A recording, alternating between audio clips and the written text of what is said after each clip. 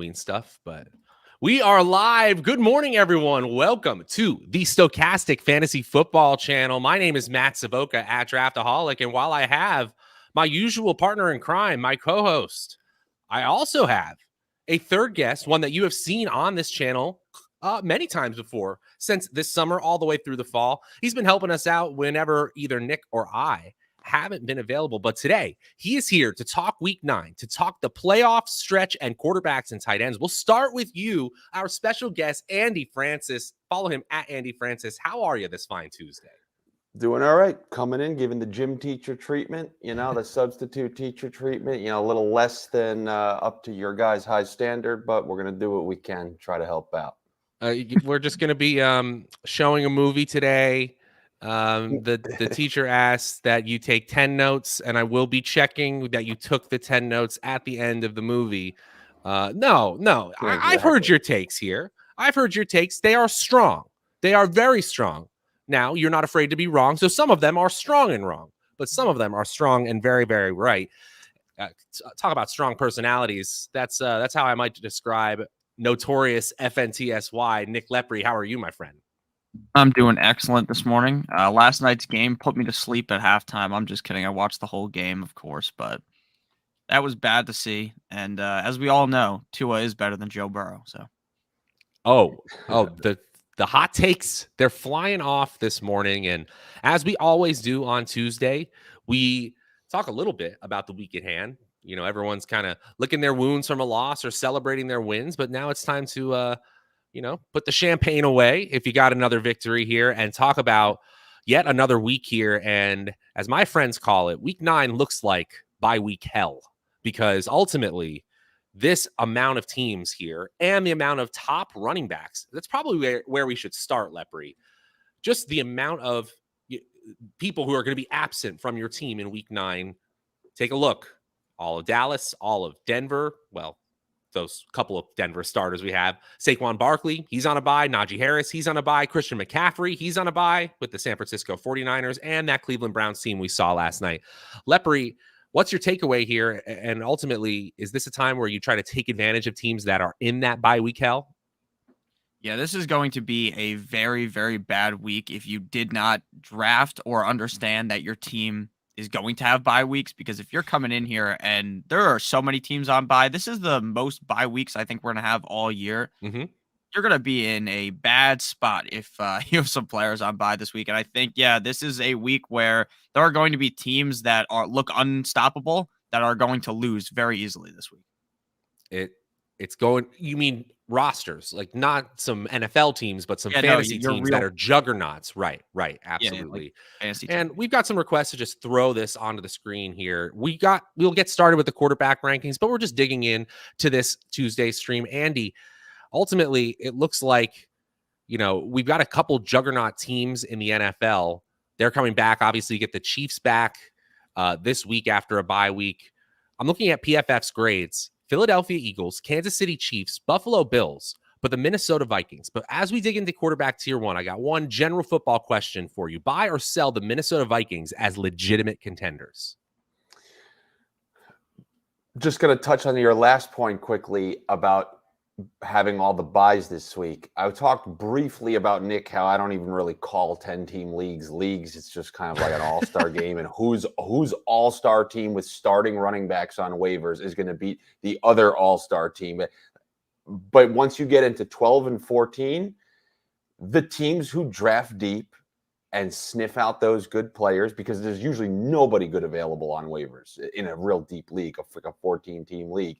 And then when you get into buys and injuries, those people who just made stupid picks on the back half of their draft that they can't use, but then all the people who took the Gallups late and all those people who you can clearly put in a nice roster spot, later in the year when you have teams and buys, those are the teams that get rewarded. So I've always loved deep bye weeks, because as someone who tends to pride on the deep drafts, they would usually benefit. All those Jacoby Myers picks, the Gallups that you've put in your roster, and you're not just playing some bum. So I always enjoyed weeks like this where I saw the panickers, the teams who go 4-0 because there's no buys, no injuries, and they think they're great. This is usually when they start skidding down the other way. when because usually it's buys in the middle, and then towards the end, everyone has injuries. So that's just my quick thought on that. And then as far as the contenders, yeah, why not? I mean, with Minnesota, you still see a little of that. I have a friend who's a huge Vikings fan, and they kind of suffer from that. You never really see them pull away from teams, ever.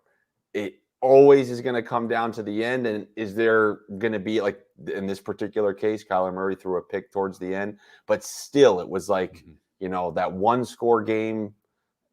I think, what was it, like 8 points or something like that they were up.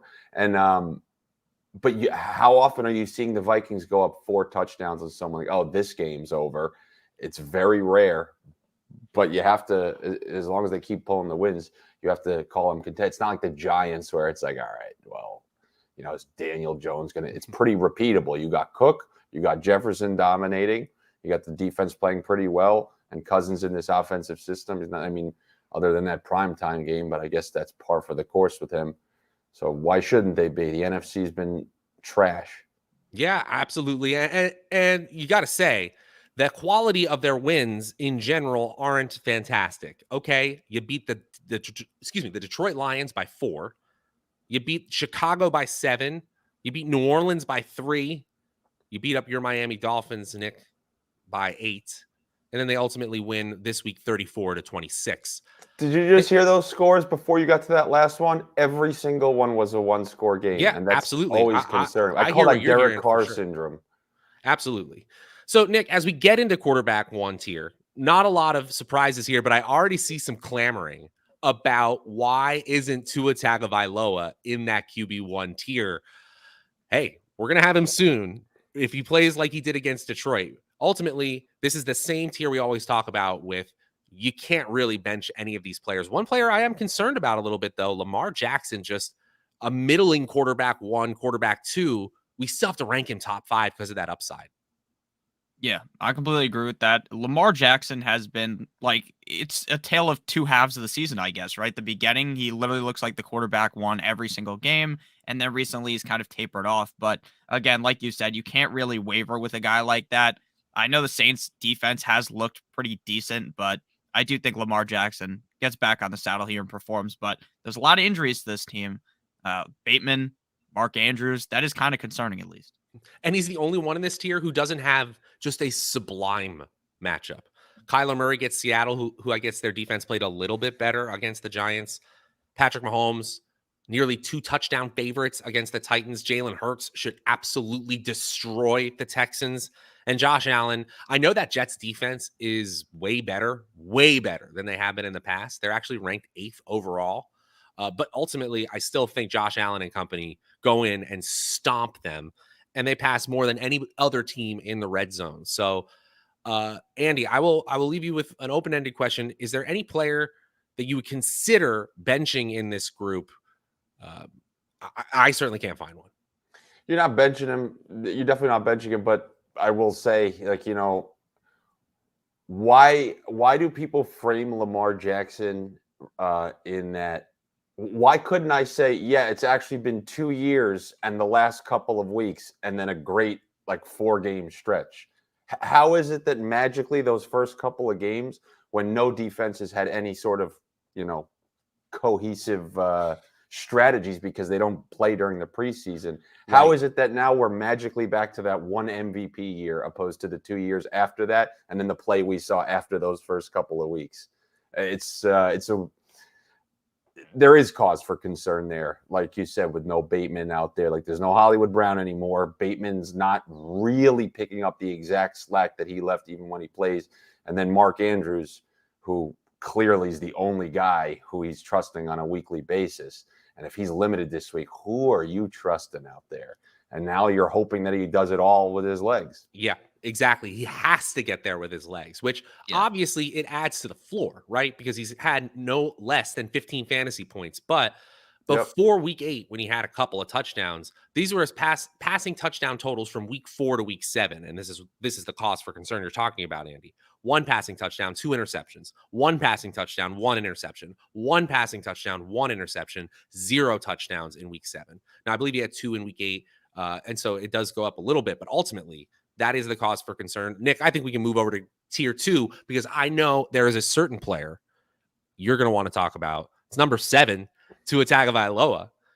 One of the most efficient games in NFL history. If you are looking at my favorite advanced metric, expected points added. Lepri, I will let you wax poetic about Tua Tagovailoa, how well he played against Detroit, especially from that second quarter on, and how good of a matchup he has this week. Yeah, I love this matchup for Tua this week. Now, let's hope, for me, at least my sake, so I don't want to jump out the window watching the game, but hopefully the defense wakes up in the first half of the game. The defense got absolutely waxed by the Lions, and then you get into the second half, and then Tua has to put the team in his backpack like Dora and take us all the way to the promised land at the end of the game. But I think up against Chicago, this should be a really easy game. We just saw Dallas destroy them. And I think the Dolphins offense is better than the Cowboys offense. So I think Tua should be able to get it done very easily this week. I would have him ranked higher, especially higher than Justin Herbert, who has not looked very impressive this year. Herbert has all the talent in the world, but since that rib injury, it does seem like there's a little bit off. This is another one where we got a bunch of great players on bye, but everyone in this tier and the tier above, all of these matchups, they look spicy. They look good. Kirk Cousins gets Washington. That's the only so-so on the list here. Geno Smith, Arizona's passing defense is bad. Justin Fields, sorry, Nick, Miami's passing defense is bad. Joe Burrow gets Carolina. Even Atlanta is able to pass on them. Justin Herbert gets Atlanta this week. He should be able to have a bounce back game. And Tua plays against Chicago, who is a bottom 10 defense as well. This is a great tier of quarterbacks. I hope you have an issue where you have to decide which one to start. Andy, again, I'll ask you the same question. Which of this group from 6 to 11 has the biggest sort of warts on the profile, the biggest yellow flag for you, possibly red? So just like that, we're putting Justin Fields in tier 2 of quarterbacks. I'm doing it. Wild. Okay. All right. At least, for what it's worth, I think there's a perfect split on that screen because I feel like it's showing you, there's tier 2 and then there's kind of tier 2.5. I mean, look, for what it's worth, I started Fields in 1 DFS naked, and I put Lamb and Pollard the other way just in case that Monday night game was the start of things to come with getting 60 rushing yards and a rushing touchdown and then forced to continue to throw in a game where the team that plays opposite him can, put up a good amount of points.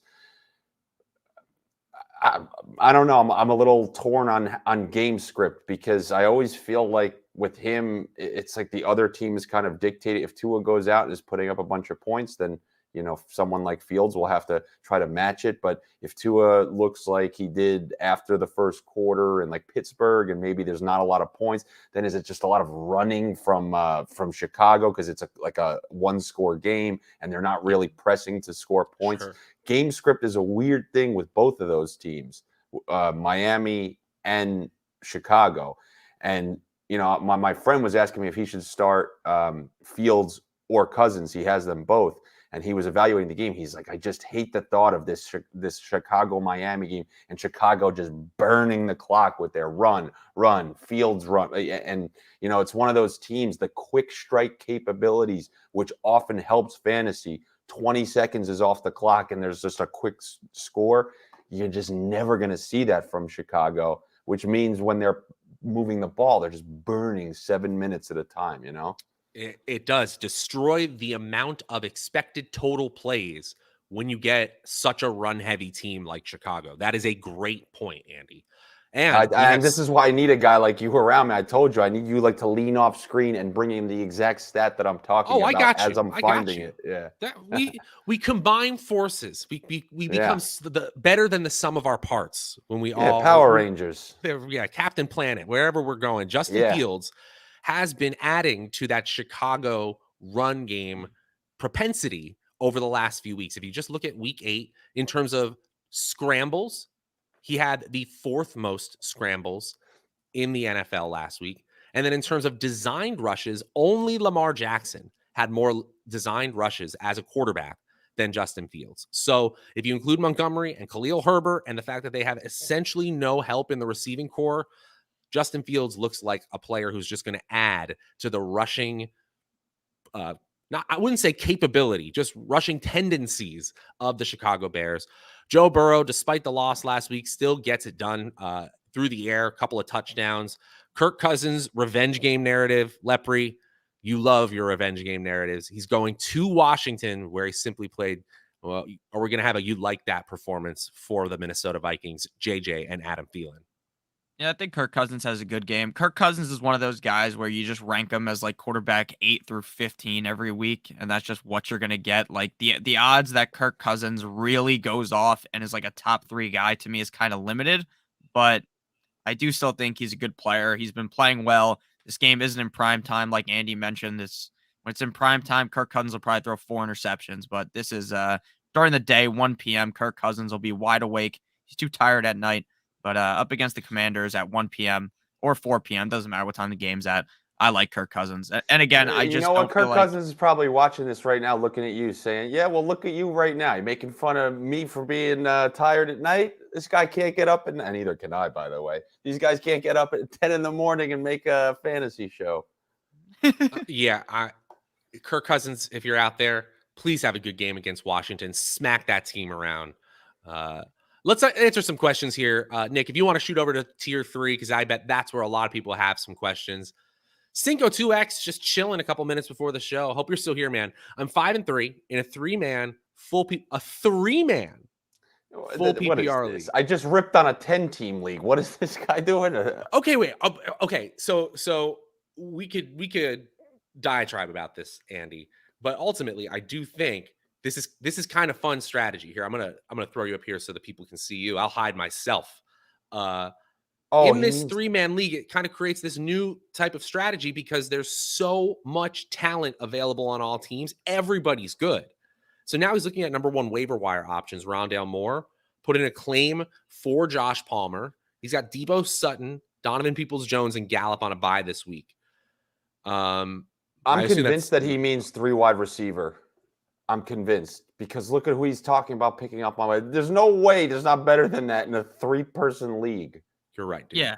You're right, dude. He means 3 wide receiver. We've done it. We've solved the mystery. I can get in the heads of these people. I'm grabbing Rondale Moore ahead of Josh Palmer, but just by a nose. If you wanted to go Josh Palmer, man had 12 targets the last time we saw him on the field healthy, just 2 weeks ago. Lepri, how about you? Yeah, I agree with that. I like Rondale Moore slightly more. Funny, because he is going to have more longevity, in my opinion. Like Mike Williams probably will come back 3-4 weeks from now. Keenan Allen, if he's able to stay healthy, then kind of Palmer's just kind of gone. But I don't know when Hollywood Brown's going to come back, but Rondale Moore clearly has a strong role in this offense. Obviously, Greg Dulcich is going to show up, and Rondale Moore had a bad game, not last week, but the week prior. But at the end of the day, he's still a very vital piece in this offense when Kyler Murray is actually doing things. Rondale Moore for me. I'm convinced. How about you, Andy? How did Rondale Moore do last week? Fantastically, pretty decent, yeah. Yeah, especially after the catch too. Then he was a top 10 receiver. I'd say go with Rondale Moore. Yeah, because the week, like Nick said, I was worried the week before. He had like 1 catch, maybe 2, and then I was just scared. Like, oh man, is it with Hopkins back? And we remember how much he used Ertz down the stretch last year when Hopkins was back, and then early in this year. So is like Moore just going to be like a fully forgotten man? You know what I'm saying? Because it's different than when they had Kirk last year. Because at least maybe once in a while Kirk would take a deep touchdown. There's no way Moore's doing that. So are they willing to give him enough targets? And then I think they're another team that's a little also the Vikings went up on them, and they were forced to continue to throw. So yeah, I guess especially if it's full point PPR. Yeah, we got a little feedback from your mic, but it seemed to just recorrect there right at the end. Yeah, just check that real quick. No worries. Okay, I think we covered that pretty well. Miso, what's up, man? Good to see you in chat as always. Assuming Hubbard plays, do I pick him up, get Rondale or Joshua Palmer? It's kind of the same question here. I'm still going Rondale over Chuba Hubbard. I actually think Donta Foreman played well enough into a clear starting role. Lepri, is that how you're seeing it? Yeah, I agree. They're still going to use Hubbard. Definitely. It's not like he's just going to completely go away, but I would definitely rather have Rondale 100%. Rise above anything. Good morning, man. Another long timer, always in here, chilling in the morning. I'm holding Foreman if I need a running back in this bye week hell, but we mentioned on the Monday show yesterday, Andy, we think that Donta Foreman is a fantastic person to try to shop right now because of so many people on buys. Hey, look, having a solid running back 2 on your team is valuable, but there's also that possibility that Chuba Hubbard starts to eat into that workload now that he's likely to play this week. Hubbard, to me, looked better the previous week against the Bucs. Had that nice scoring run. Yeah, he did have a couple good-looking runs. They split the work. He's the passing down guy. He looked great during his opportunity. Foreman looked great during his opportunity.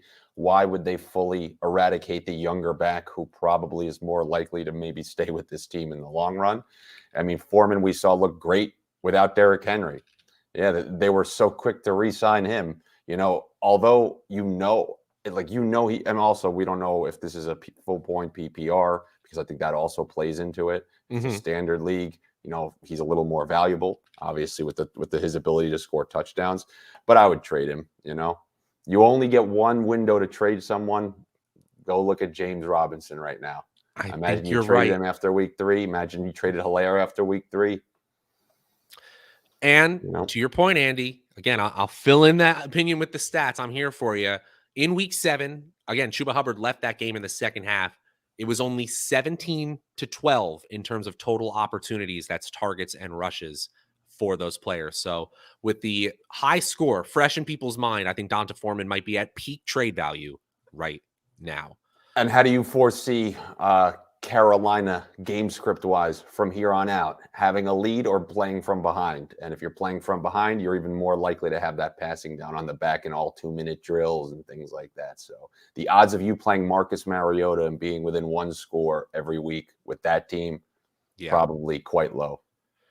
Speaking of odds being low for spike weeks, I can't believe Aaron Rodgers is now firmly in tier 3, and this is kind of an aggressive, bullish expert consensus ranking right now. And then Cinco, we got you, man. We got you. We got you like 5 minutes ago. Don't unsubscribe. We answered your question. Roll back the tape. Tom Brady also has a risk of ruin. Derek Carr, the team scored 0 points. That's called a risk of ruin. At least Trevor Lawrence, Marcus Mariota, and Jared Goff have kind of shown up in most games here. And I will say one thing. Mariota, obvious rushing upside. The other two, Trevor Lawrence has more rushing upside at the goal line than you think. And Jared Goff has had legit QB1 games this year. Andy, we'll kick it right back your way. Are you trusting Trevor Lawrence as a low-end QB1 rest of season? No. No way. Okay. That's pretty firm. No, I mean, they're just they had those first couple of good weeks, and to me, he's gone back to looking like he has the last couple of years. I don't see, I can foresee ways that many of those guys on this list have productive weeks. Brady with this plethora of receivers, I still am inclined to believe they're gonna right the ship. Carr, with the weapons that he has at his disposal, you can see that kind of flipping around. I think Waller should be back this week. So just having, Waller and Adams and Renfro, just by virtue of that, and then Rodgers this week with that matchup against Detroit. I mean, you have him ranked above, but I would prefer all those guys. I would rank Lawrence last here. In this tier, not like last among quarterbacks, but Like this week. I don't think that's this week crazy. 9. Yeah, like I would just flop him and Goff or something like that. Look who we got back, guys. We got him back.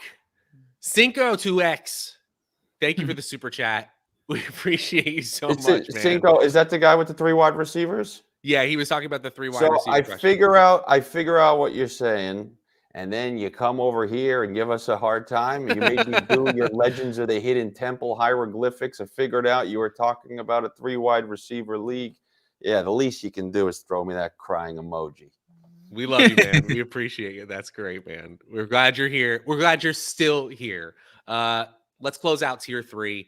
We got to get to the tight ends at the bottom of the hour, of course. But this is the end of most people's QB considerations, unless they are in bye week hell. We better hit tier 4 because there are people out there who don't have Dak Prescott, who are trying to figure out what they're going to do next. Oof.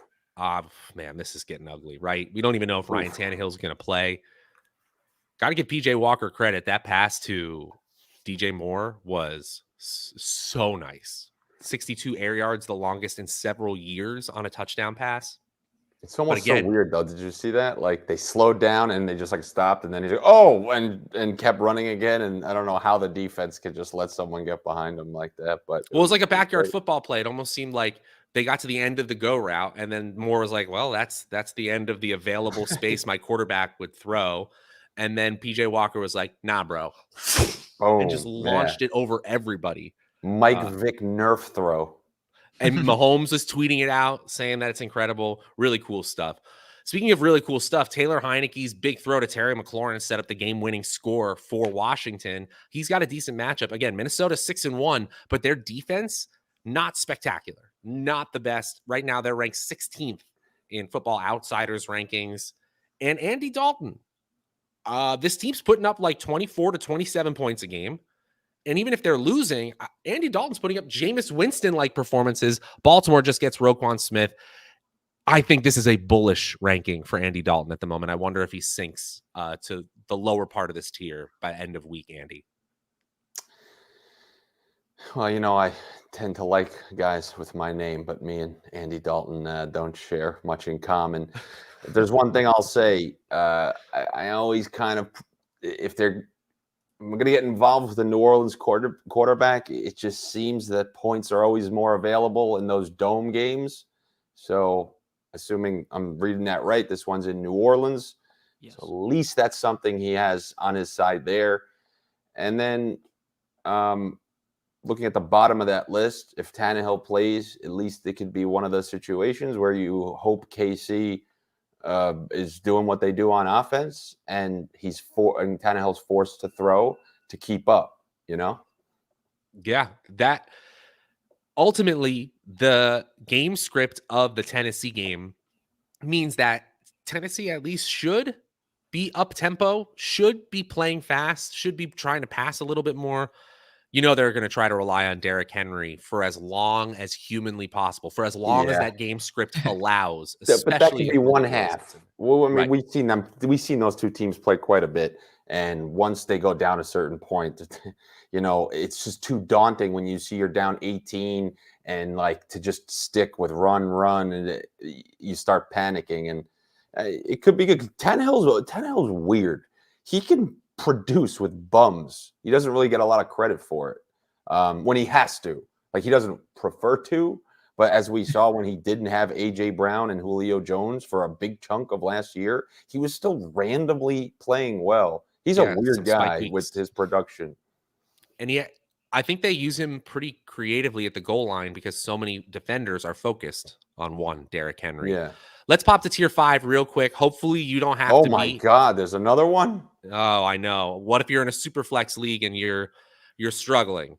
Look, we recommend keeping all of these players on your bench if at all humanly possible. Sam Ehlinger was highly unimpressive, although that team almost pulled off a win.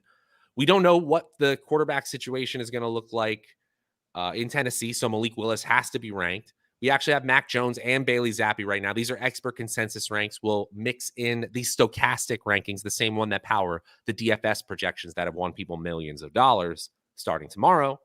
And then Zach Wilson, honestly, in terms of efficiency, Lepri looks like one of the least efficient quarterbacks in the last 5 years. This is not a good situation. And honestly, I wish they would bench him. Yeah. I mean, Zach Wilson is awful, people say. Of course he's awful. I've been saying this for years. The guy's terrible. Now he gets the Bills. The Bills defense is going to lock him up behind bars like Akon. So don't think he stands much of a chance. And then with Ellinger, they just fired their offensive coordinator while we were streaming. So that's not promising, I guess. Like, this guy's a rookie. Now they're switching, not a rookie, but this is like his first year being the starter, if you get what I'm saying. And first game being a starter. Now they're switching things up again. This just seems like a recipe for disaster, especially against the Patriots. I know the Patriots defense really showed up against the Jets, but I mean, most people can show up against the Jets. But even with that said, they have a great defense. So Dominic calling you out. Nick, you good, bro? This is one of my favorite parts about doing a morning show with Lepri, by the way, because you guys see his VODs over on the Notorious Fantasy by Stokastic channel. This guy is hyped up, but we get him like one coffee in, and then he's able to deliver the news, but it's like this fireside Lepri, this fireside Notorious. I like this side of your personality, and you of course always bring the stats and info. Check out his channel over there, absolutely crushing it. And of course, stick here for all the waiver wire and start sit bods as well. I think we should probably move over to tight end. We got about 20 minutes remaining in this show. And I think while we do that, we should talk about how we keep the lights on here over at the Stokastic Fantasy Football channel, because we've got a lot of ways that you guys can get involved in the Stokastic community. Thanks for switching over to tight end. First of all, you see the banner at the top of the screen. If you are watching over on YouTube, our friends at BetMGM have given us what we're calling the best no-brainer offer we've ever seen, because all you have to do to increase your bankroll from $10 to $200 is 2 steps. One, you click the link in the video description below to get started and sign up. And then, as I said, a $10 pregame moneyline bet on the NBA. If anybody hits a three-pointer, Andy, I would think that someone's going to hit a three-pointer every night in the NBA. Is that a good bet? As I like to say, if you take that bet and a team can't make a three-pointer, you need to reevaluate what you're doing in life and realize that maybe sports betting's not for you. Yeah, we'll be relegating all NBA teams who don't hit a single three-pointer. Spoiler alert, they're going to hit a three-pointer. When they do, that $10 pregame moneyline bet turns into $200 in free bets over at MGM. $10 into $200. If someone said, hey, can I have $10 and I'll immediately hand you back $200, Nick, you probably take that offer a lot. Yeah, I would. If you guys watch Theo Vaughn, he talks about how he used to get money when he was a child for free, and it wasn't this way. So yeah, it wasn't this easy. Again, click the link in the video description below. Are you a fan of Theo? Yeah. He's so funny. He's really hilarious, especially on his podcast. He's good. Yeah. I enjoy him. It's good to hear that. I'll send a nice you some Theo Vaughn now. reference. I like it. Yeah, he's good. BetMGM, guys, it's an awesome place to play. Turn $10 into $200. Offer not available in New York, Missouri, or Pennsylvania. Also, you know who loves that deal? That bet 10 win 200. Theo Vaughn confirmed. Theo Vaughn this is actually the Vaughn deal. This is he called us, said, get these people this deal, put it in the video description below, build it, and the people will come.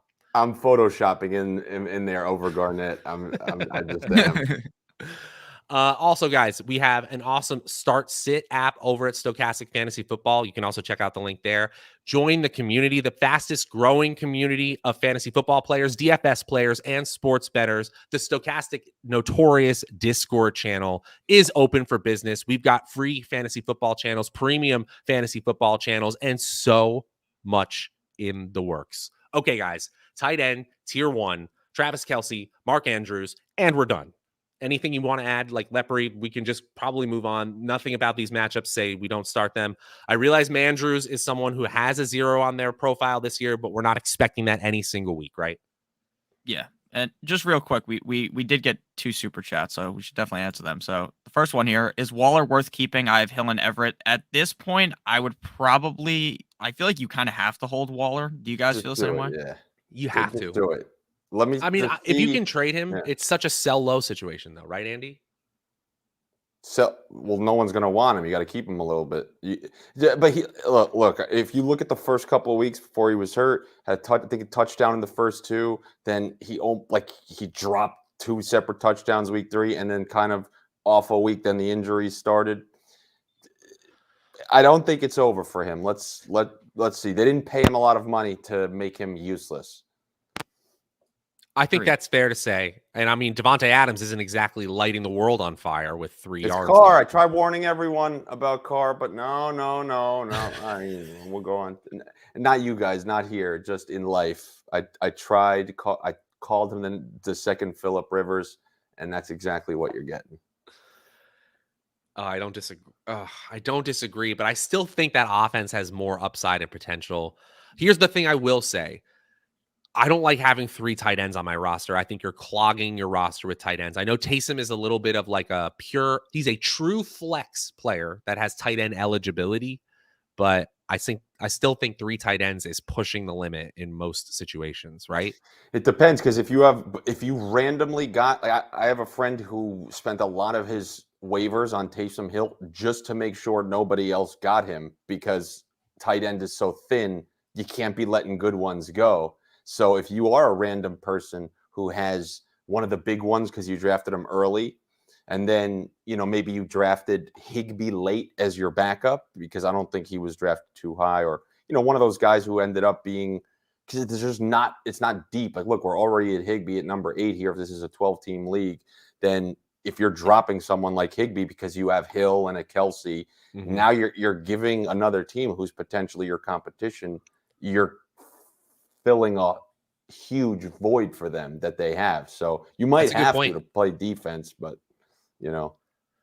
I guess that's rare if you have Hill, and it absolutely is. But I think also we're in a unique situation this week where Kittle's on bye, Freiermuth's on bye, Dulcich is on bye, Schultz is on bye.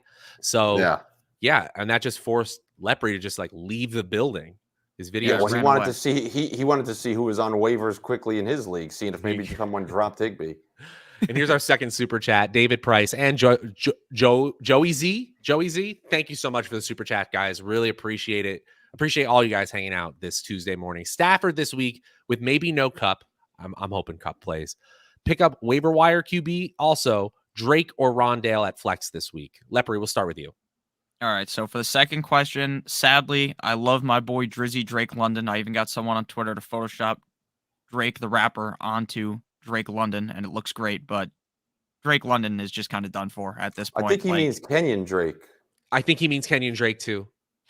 Okay, that makes more sense. I guess he would have said London. Nick, don't forget, last time we did a show, I that whole diatribe I went on when I was just completely wrong, and I told you I'd be thinking about it every day for years. Well, that's already started, so don't feel still thinking about it right now. That was every like 2 weeks ago. Last night. Dude, somebody called me out for using the word emasculated wrong once in 2012 outside a bar called Ella. Still think about it every day. These things never die in my mind. I'm like an old Sicilian mobster. I never forget all the small mistakes. Never forget.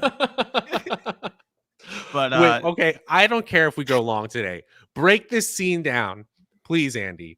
You used emasculate wrong. If you don't want to tell the story, you don't have to. I'm putting you on the spot. Guys, I need to know. I do a comedy podcast every single week. I've been doing it for about a year and a half. I tell plenty of stories like this, and I say I'm the kind of person, if somebody just even has a half slight on me, I'll remember it my whole life. Yet if a night goes perfectly for me, I'm talking about Greg, I go, yeah, well, that's the way it should have went, and it just dismisses all the good stuff that happened. No, we can't hold on to positive memories. That'd be crazy. Yeah. I remember Tony Parker saying that after he won, they crushed the Heat after losing to them. He was asked, well, how do you feel? What series do you think about more? And all he said was that blown series. I still can't get it out of my head. Even after crushing them the very next year. So that's kind of, I'm on the Tony Parker wavelength when it comes to that stuff.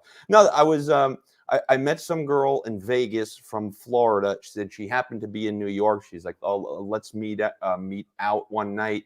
And it was that kind of thing after a vacation. Sorry, I'm just being candid. I was thinking after a vacation, you meet someone on vacation, they're kind of into you, but then you meet them in the real world after, and they're not as much into you, but you still meet up with them anyway. So I had to kind of re-charm this girl. I used the word emasculated incorrectly at the time, and her friend called me out for using it right. But it was like a slight slip up. It was a slight slip. I just happened to use it incorrectly, and she did and you were like in the middle of the street call out. Yeah, and you're like not entirely sober. You're at a bar, right? On the way from the apartment that we met up at, because I met at a place. I guess she was visiting her friend in New York. She's like, well, you can meet us there. We could have some drinks, like pre-game, and then go out. It was on the way from the apartment. That, look at this. I know the details. This was 10 years ago, and I know exactly when it happened too. And I got so pissed because at that time, a little more insecure. I'm like, oh, that might have done me in. Yeah, imagine that. My mind thought that saying one word incorrectly did me in for the night. And yeah, that's what happened, and I still remember it. So, the ruined memories. And you know what? It's funny. I'm sure some of you are out there like, get to tight ends, get to Tyler Higbee, talk about Tyler Higbee. People, just like my OddsShopper videos, relax, man. I'm telling you, you're gonna get to your tight ends. Life is gonna. There's very few chances in your day probably to get a good smile in, and endorphins makes you happier. Have a chuckle once in a while, you maniacs. I am convinced it is a very vocal minority because it's hilarious. When we tell these stories, guys, our numbers tend to rise in terms of overall volume, but then there's one person in the comments like, what are we doing? Yeah, he's the guy at a coding job, just like, he's a guy in a cubicle without windows, just going nuts, and it's all business all the time. God forbid, if you lean back in the cubicle and say, what's up, he freaks out. So that guy can relax. I still think, David, just to round out your question, we're having a little fun here on this 3-person Tuesday. We got good energy today. I'm enjoying it. He can complain though. If he's paying $5, I can't be telling him about the girl outside. That's true. He did give us a super chat, but in my opinion, I'm holding on to Stafford as a starter this week. I think he's going to have Cup. I know it's not fun. Lepri shaking his head. All right, take the floor. Take the floor. I would rather put my head on a tee and let Tiger Woods smack me in the face with his driver than play Matthew Stafford in fantasy football anymore. Matthew Stafford has been awful. I am not playing him. I'm going to the waivers. I'd rather play Dalton or like Mariota, probably available. Like, I'm not playing Stafford, and then I'm playing Rondale Moore. Okay. All valid points. David Price, we love you. It's Kenyon Drake. He confirmed that. Shell Bell. Good morning, Shell Bell. My tight end is Kelsey, considering flexing Higbee with Cup banged up. Shell Bell kind of smart because that guy, he gets a ton of looks. And if there is no Cup, I know. Well, once again, a lot of varieties.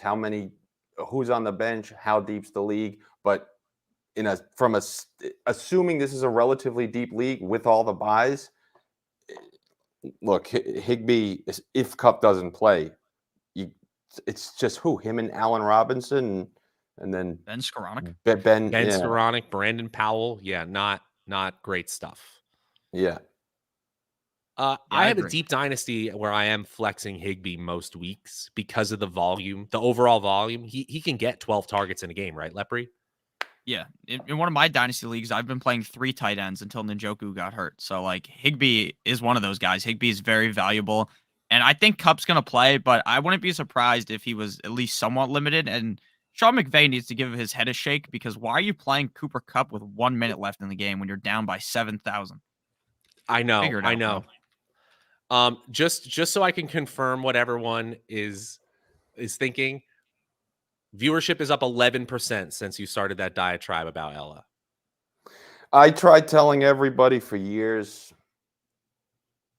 Do you want me to tell you?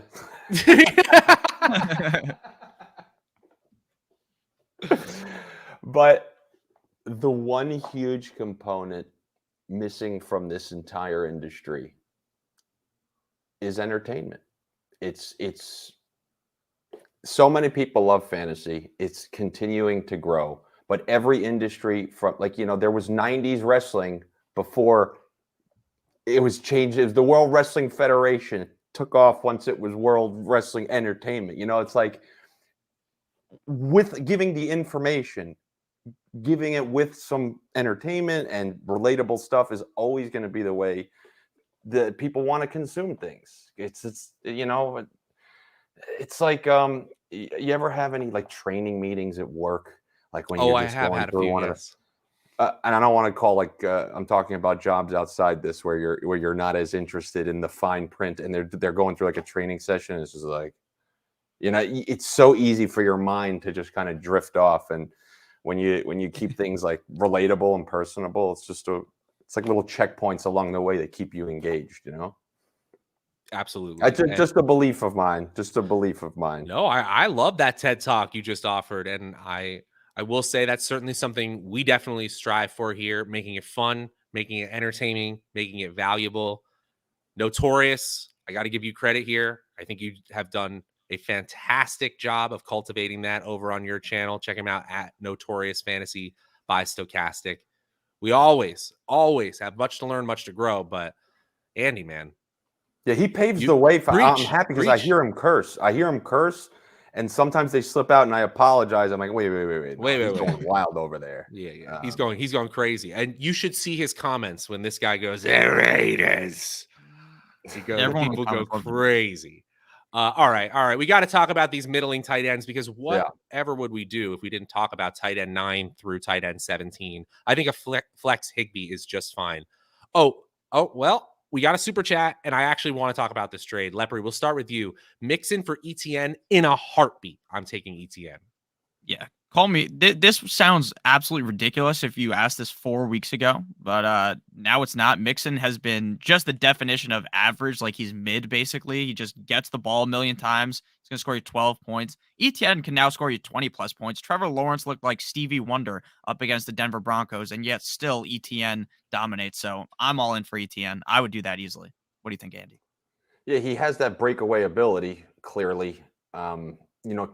Normally, especially when James Robinson was there, I was definitely saying like, all right, he's getting a handful of touches. He's a skinny guy. They don't want to use him up the middle. But now that I guess after that one game where they gave him an expanded look and he performed, I think maybe they said, you know what, let's roll with this guy. We're hurting. We need as many dynamic plays as we can get. And he's obviously giving them to him. And I remember, I tried to chalk it up to the offensive line earlier in the year. But even last night, when you see on a check down, when the defense is deep in coverage, they'll check it down to Joe Mixon. He can't make a much theoretically slower linebacker miss. He can't make anyone miss. And it's not like, I just think, I hate to say it, he is not that good anymore. He looks slow. He doesn't break away from anyone. He can't juke out anyone. He used to have that Le'Veon Bell quality, if you remember those first couple of years, like that patient, and then he hit the hole hard. Well, I guess maybe he's hitting that second part of the Le'Veon Bell experience, which is, he's just slow. And come on, like, this is what happens, Andy. I mean, I think you're doing a perfect eye test of what actually occurred for him. He had a torn meniscus, and it was early in the year, and he wanted to play later in the year. So he had what's called the trim. That is not a technical term, but essentially there are 2 meniscus surgeries you can have when you tear your meniscus. One trims it and lets you back on the field in about 5-6 weeks time. One absolutely fully repairs it. Your recovery time is significantly longer. You would have missed the whole season. However, if you get the trim and you come back, the chances of you reaching 100% of your athleticism and agility are almost zero. Joe Mixon is feeling the effects of that. Devonta Freeman, running back who was fantastically elusive when healthy, dealt with the same thing when he dealt with meniscus and PCL injuries. 2 super chats flying in as we hit the 10:50 a.m. See mark. this? You start running your mouth about people calling you out for using words wrong, and the money starts flying in. Don't use emasculating wrong. And then you get super chats. That's how it works. David, we appreciate your patronage. We appreciate you all hanging out, obviously. But he's asking about Fields. Fields this week over other waiver wire QBs you mentioned? Question mark. The answer is probably yes, David. Devonta Smith or Rondale at flex. And he also has A.J. Brown and Goddard. Also, no more masculating. You know what? Screw this guy. You're using it wrong now, too. Emasculate. Oh, now you know how I feel. But the only I think he's asking for it a little bit. No, he's saying no more emasculating. I think he's trying to say enough with that. But now, like she said to me, you're using the word incorrectly, but at least the girl you talk to in Vegas isn't right there to see you get called out on it. It's just our dumbasses. So consider yourself lucky. Yeah, I'm And not sure. yeah. Andy, do you hate masculating more or QVC? Which one? Oh, well, the QVC thing, I just hate it on Shark Tank. I want to go to Shark Tank. I swear to you, I'll spend my whole life building an idea that's great. Oh, you know what? You know what we need? Something when food companies deliver food, and like specific, like fries and like anything that needs to remain crispy. It's fully wet, and it's like somebody threw it in a pool by the time it gets to you. Worst. Whoever comes up with the bag that keeps things crispy, a billionaire. And I will spend years making this just to go to Shark Tank so that she can say, well, I can get this on QVC. I'm going to say, who the fuck watches QVC? Who watches QVC? Haven't seen it on a living room since 1999 when I was in my grandma's kitchen where she just had the basic cable with the bunny ears. Nobody watches QVC. Nobody. That's why I just hate how she uses that as a bargaining chip on Shark Tank.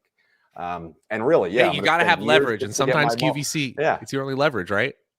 Yeah, I'm going to, like I said, I'm going to spend years just to have that moment where I go off on QVC on national television. Devonta Smith is my choice if you're looking for that flex. Lepri, you agree? Yes, and I agree with Fields as well, but it is kind of concerning when you have 3 Eagles. Now, I know, right? They're playing the Texans. They should absolutely fucking eviscerate the Texans. So I'll go with Smith, but it is a little concerning when you're playing 3 Eagles or 3 players from even any team, like even these great teams like the Eagles. Yeah, you can stack 3 Eagles when they're playing the Texans and their offense looks this good. Another super chat just rolled in. We got to get to this one, though. Wesley says, weak at running back. A lot of us are. CD Ayuk for ETN and Gabe Davis. I love that trade. I love that trade. The ETN and Davis side. How about you, Andy? Yeah, because with well, maybe the next couple of weeks, Ayuk's probably a really good guy to have. Well, I don't know how long Debo's going to miss, but you've seen Kittle ascend as this season has progressed, and now he's getting a certain amount of looks every week. McCaffrey's going to take more in the passing game than the previous running backs. Like Wilson would be getting maybe 2 catches a game, but now McCaffrey's going to have 4 to 5, and now Debo's going to be out there. So there's a lot of mouths to feed there. And maybe in the short term, it's going to be good to have him. But I think in the long term, someone like Gabe Davis, you know what he's going to be throughout the year. And then, so basically you're looking at just CD for ETN. If you're weak at running back, then yeah. I think you got to take this trade, especially if you're feeling like you're weak there. We got to close things out by the 1 hour mark, but we're so happy y'all are still hanging out here on this Tuesday morning talking quarterbacks. We have, of course, the running back stream. We were talking quarterbacks and tight ends today. We have the running back stream tomorrow, 10 a.m. Eastern. That's going to be me and Andy Francess, Nick Lepri. I don't know what we're doing, giving him the day off. No, he doesn't have the day off. He's working on all sorts of other stuff. More work around the Stokastic media empire. He's going to be featured soon on I believe the OddsShopper channel. And we've seen him, of course, on the one that started it all, the Stokastic DFS channel. We have these 2 fantasy channels offering you entertainment and value for the Stokastic Fantasy and Notorious Fantasy. Just a great time to be a part of the action over at Stokastic. Andy and I are excited to talk running backs tomorrow. Evan asks, as the final super chat of the day, Mixon for Walker or Taylor if I can't get ETN. Yeah, I do for Walker, not for Taylor. I can't believe you just said that. You really wouldn't take Jonathan Taylor. I still think he has a ton of upside. No, they just switched offensive coordinators. This could be a fucking disaster. Okay. All right, well, what's Mixon going to get you every week? Well, no, he's trying to get rid of Mixon. No. Yeah, exactly. Well, I'm talking to Nick. Well, Nick would rather have Mixon than Taylor. No, I'd rather have Walker than Taylor. But what if he can't get Walker? Because he's saying Walker Taylor. Like, yeah, he's saying, like, if I offer him, would you do Mixon for Taylor? Yes, I would. But again, I'm not really comfortable with Mixon or Taylor. But I'd rather have Taylor, obviously. I think he's just a better player. It's just the offensive line is concerning. And then just the offense as a whole is very concerning.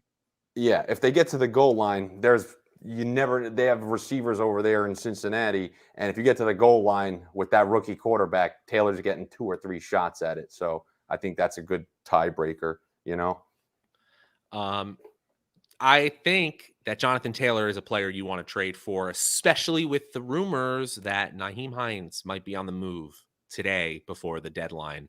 You think Hunt gets traded? I think it's about a 40% chance, like 30 to 40% chance. This was so much fun, guys. And a little spoiler alert, a little teaser for the running back stream at 10 a.m. Eastern.